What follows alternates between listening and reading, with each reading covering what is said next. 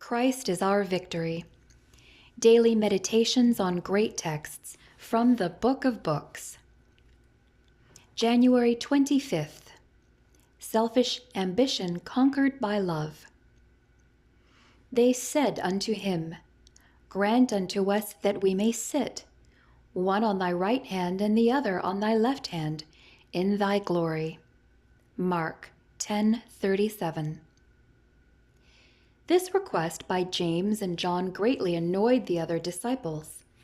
Peter and Andrew were concerned by this act, which seemed to them brazen selfishness.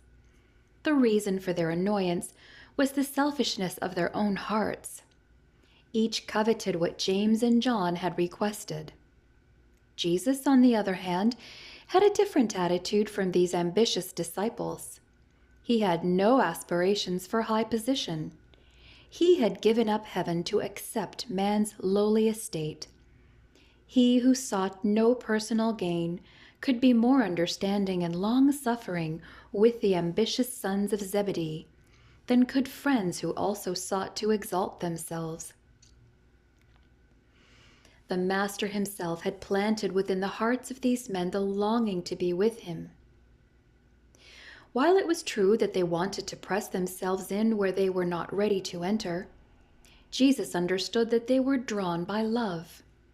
During the days that followed, he worked to purify that love until it contained nothing of selfishness, and to deepen it until it became the consuming passion of their lives.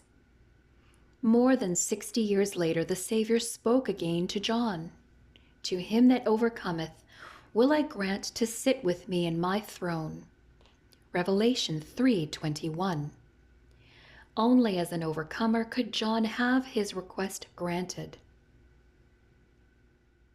Jesus bears tenderly with them, James and John, not rebuking their selfishness and seeking preference above their brethren.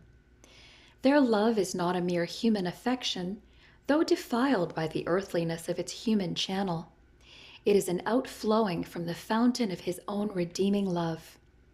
He will not rebuke, but deepen and purify.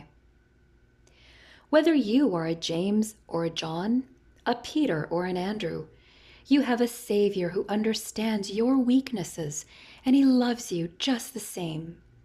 He will arouse within you a yearning to love him and to understand the weaknesses of your brethren, as he did.